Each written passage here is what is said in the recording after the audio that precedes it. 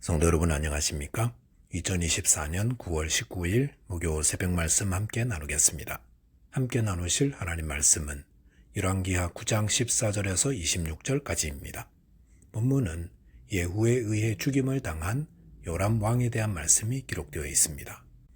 본문을 통해 성도는 열심을 품고 주를 섬겨야 함과 복음을 전함으로 생명 살리는 자 됨에 대해서 묵상하겠습니다.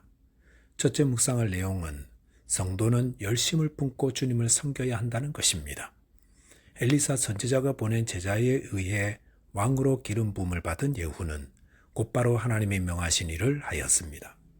당시 이스라엘 왕 요람은 아람의 군사를 맞아 싸우다 부상을 당해 이스라엘 성의 치료차 전쟁터인 길르앗 다못을 떠나 있었습니다.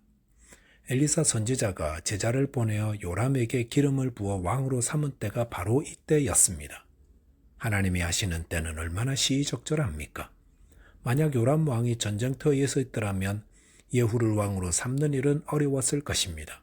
또한 전쟁터이기 때문에 군사들의 동요도 컸을 것입니다. 하지만 왕이 부상차 전쟁터를 떠나 있었고 모든 군인들과 군대의 장관들도 예후와 함께 있었기 때문에 예후가 하나님의 일을 행하기에 매우 시의적절했다 할 수 있습니다. 이렇게 하나님은 그 하시는 일을 위해 때와 장소와 여건을 다 준비하시는 분입니다. 본문 15절에 보시면 예후가 이르되 너희 뜻에 합당하거든 한 사람이라도 이 성에서 도망하여 이스라엘에 알리러 가지 못하게 하라 하니라 하였습니다. 예후는 하나님이 주신 사명을 위해 지혜롭고 신속히 움직였습니다. 그는 함께 있던 군대 장관들에게 너희 뜻에 합당하거든 이라고 물었습니다. 그 말은 너희가 이 일 행하기를 기뻐하거든 이라는 의미입니다.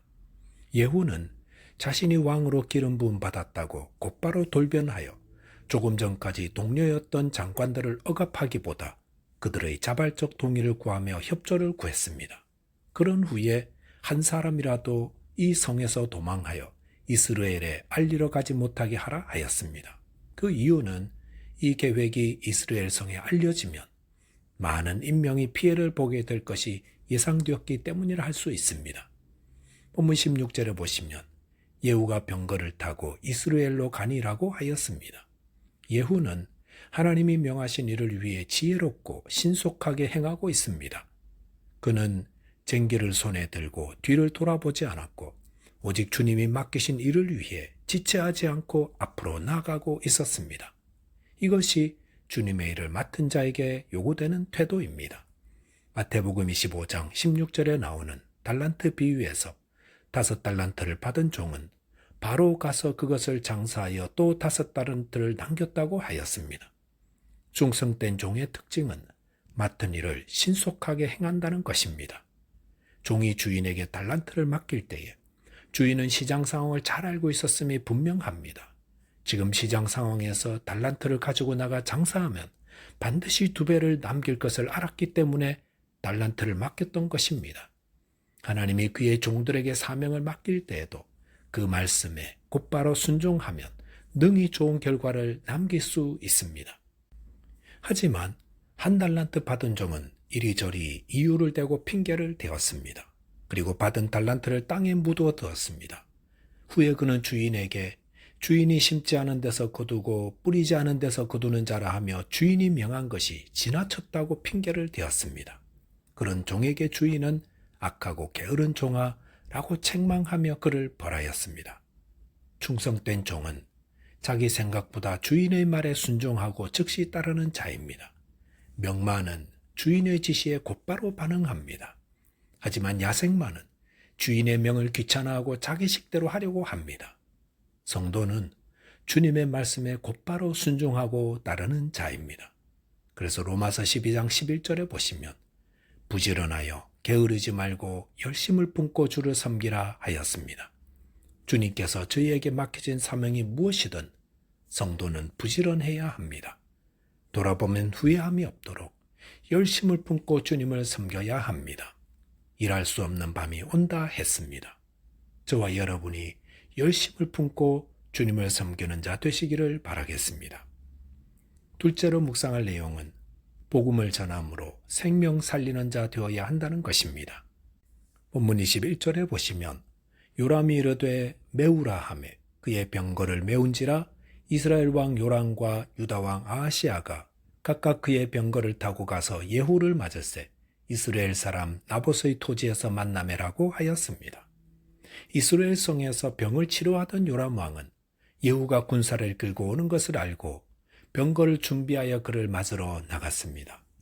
요람 왕이 예후를 막기 위해 병거를 끌고 나간 이유는 아람과의 전쟁 결과가 궁금해서였을 것입니다. 하지만 요람 왕은 잠시 후 자신에게 일어날 일을 조금도 알지 못하고 있었습니다. 그는 나봇의 토지에서 예후를 만나면서 그곳이 자신의 죽을 자리가 될 것이라는 생각은 꿈에도 하지 못했습니다. 이것은 회개하지 않은 죄인들에게 임할 심판을 닮았습니다. 잠시 후 예후의 화살이 요람의 염통을 꿰뚫을 것입니다. 그의 아버지 아합과 그의 어머니 이세벨이 행한 죄악과 또 자신이 따랐던 그 죄에 대한 심판의 화살이 단번에 그의 염통을 꿰뚫을 텐데 그는 아무것도 모른 채 자신을 죽일 예후를 맞이하러 나가고 있습니다. 본문 22절에 보시면 요람이 예후를 보고 이르되 예후야 평안하냐 하니 대답하되 내 어머니 이세벨의 음행과 술수가 이렇게 많으니 어찌 평안이 있으랴 하더라 하였습니다. 요람은 예후에게 전쟁의 군항을 물어보기 위해 평안하냐라고 물었습니다. 그럴 때 예후에게 돌아온 답은 요람은 크게 당황하게 만들었습니다. 이세벨의 음행과 술수가 이렇게 많다는 것은 아합 왕이 죽은 후 아들 요람 왕이 있었지만 나라를 실제로 통치한 자는 이세벨이었음을 보여줍니다. 여기서 음행이란 영적 음행을 의미하며 술수란 그와 관련된 일들을 말한다 할 수 있습니다. 이세벨은 하나님의 백성들로 바알 우상을 섬기도록 영적 음행과 술수를 저지르고 있었고 그 결과 이스라엘에는 평안이 없었던 것이었습니다. 하나님을 떠나 우상을 숭배하는 삶에는 평안이 없습니다. 우상을 통해 사람들은 더 잘 살아보려고 애쓰지만 그런 삶이 오히려 그들을 더 고통스럽게 만듭니다.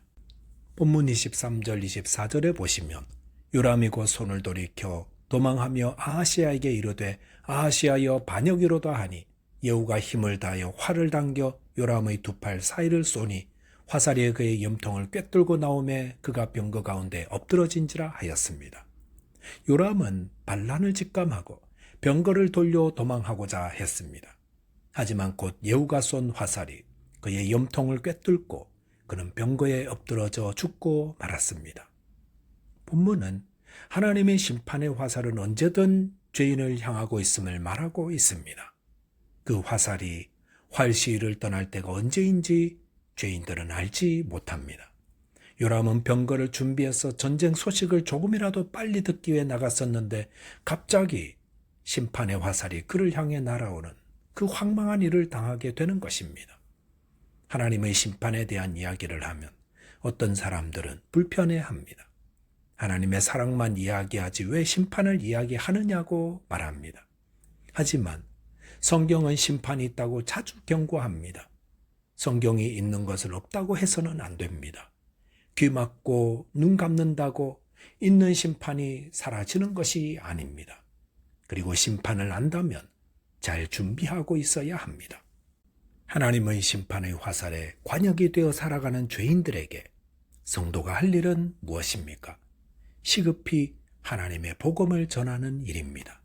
복음은 하나님의 심판에 관역이 되어 살아가는 죄인들이 자신의 죄를 대신하여 십자가에 죽으시고 부활하신 예수를 믿고 자기 죄를 회개하며 하나님의 은혜를 구할 때 하나님은 값없이 그의 죄를 용서하시고 그에게 날아갈 심판의 화살을 거두신다는 것입니다.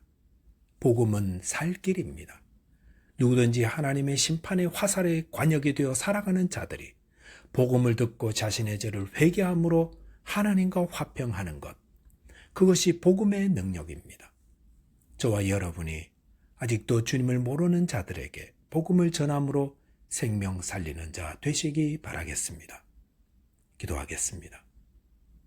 하나님 아버지, 저희에게 주신 사명에 충성하는 자 되게 해주시고 또한 하나님의 원수로 살아가는 자들에게 복음을 전하여 그들이 회개함으로 생명의 길 얻게 하여 주옵소서. 예수 그리스도 이름으로 기도하옵나이다. 아멘. 오늘도 믿음 안에서 승리하는 하루 되시기 바라겠습니다. 감사합니다.